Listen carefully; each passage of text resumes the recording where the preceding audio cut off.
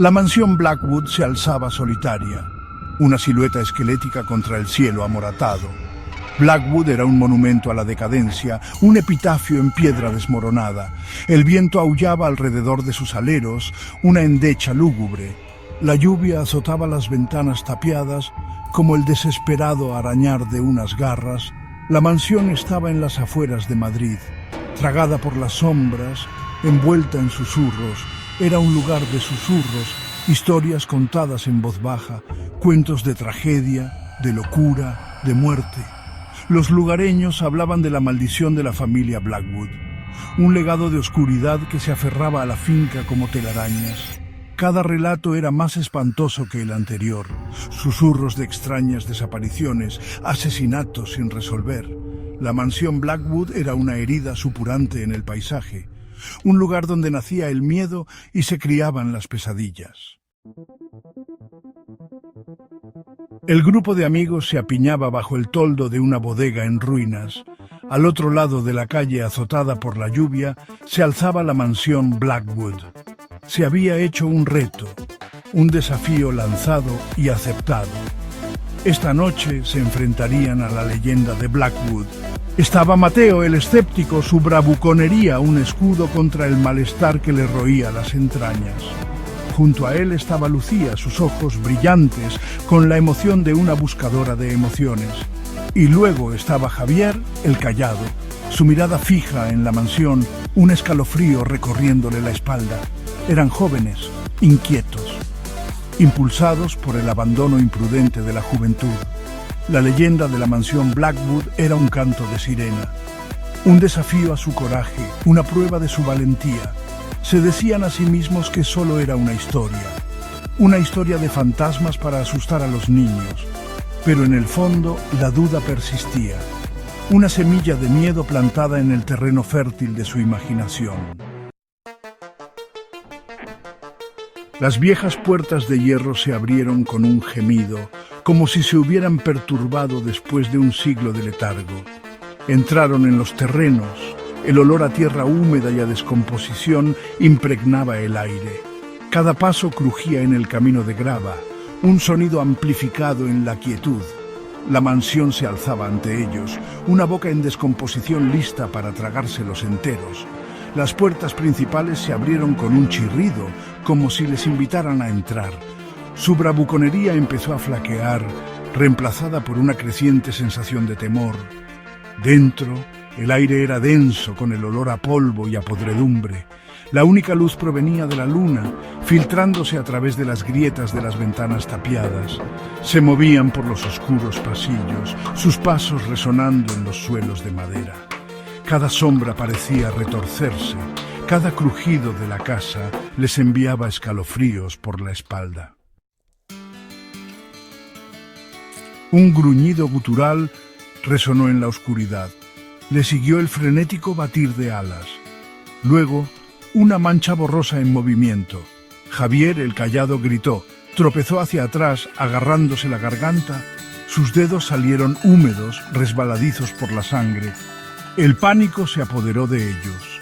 Retrocedieron a trompicones, con los ojos desorbitados por el terror. Dos ojos brillantes perforaron la oscuridad. Luego otros y otros. Estaban rodeados. Las criaturas se movían con una velocidad antinatural. No los elegantes vampiros de las leyendas, sino algo primario, salvaje. Sus rostros eran burlas retorcidas de la humanidad, sus colmillos descubiertos en un rictus de hambre. Mateo agitó su mochila salvajemente, golpeando algo sólido. Un chillido de rabia llegó a sus oídos. Les había ganado un momento, solo un momento. Tenían que salir, tenían que escapar de la pesadilla que se desarrollaba a su alrededor. Una voz, fría y aguda como cristales rotos, cortó el caos. Hablaba en una lengua antigua, olvidada. Las criaturas menores, las que tenían sangre goteando de sus colmillos, dudaron. Retrocedieron de las sombras, como si un amo invisible las llamara al orden. Una figura emergió de la oscuridad, alta, esquelética, envuelta en una capa andrajosa. Sus ojos ardían con una luz profana, antigua y poderosa. No se trataba de un depredador sin mente. Esta criatura apestaba a poder. El aire crepitaba con él. Esta era la fuente de la pesadilla, el corazón de la maldición de Blackwood. El vampiro ancestral examinó la escena, su mirada deteniéndose en los rostros aterrorizados de los intrusos. Un gruñido bajo retumbó en su pecho. Un sonido que hablaba de una crueldad inimaginable, de eones dedicados a deleitarse en la oscuridad. ¡Corred!, gritó Mateo, con la voz ronca por el terror. No necesitó decírselo 2 veces. Se dieron la vuelta y huyeron. La adrenalina les daba velocidad a sus pies. Las criaturas estaban sobre ellos, mordiéndoles los talones.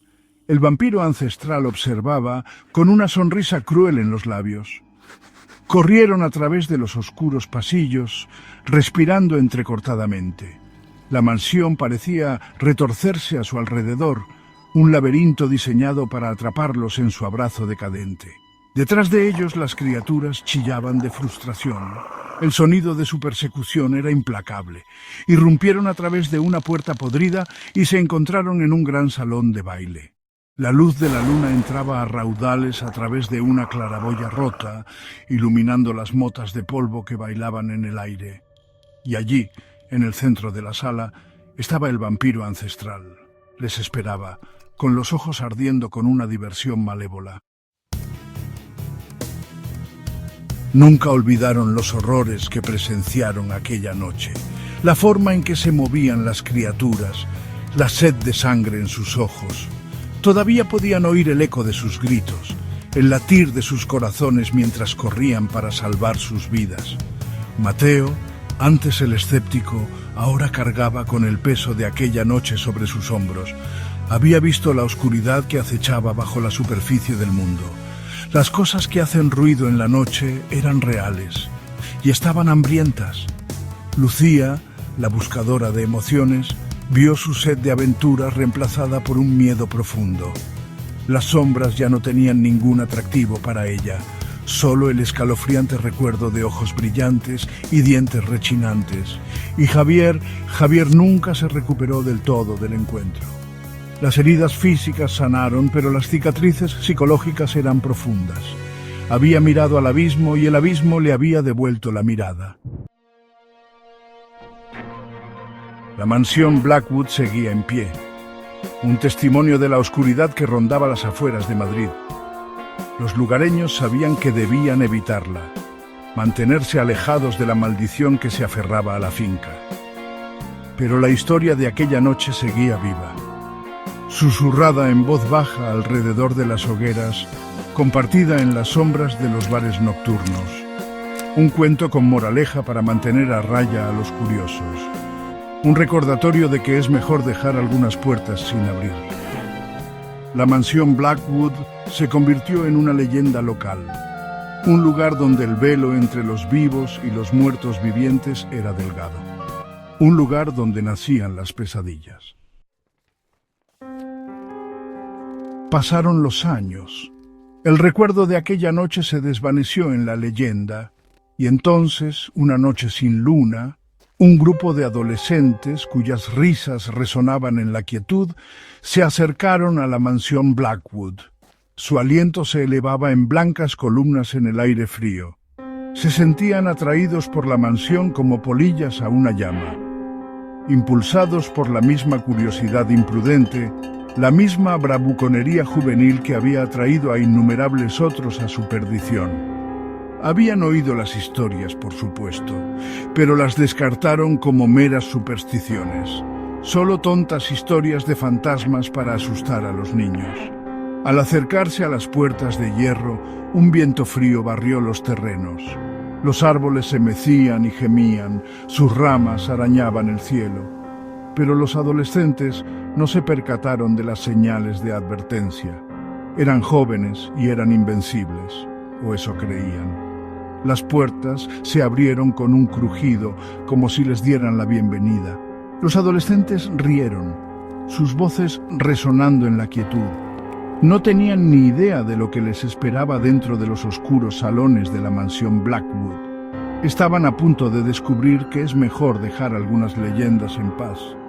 porque el hambre del ancestral nunca se saciaba, y la maldición de Blackwood seguía viva.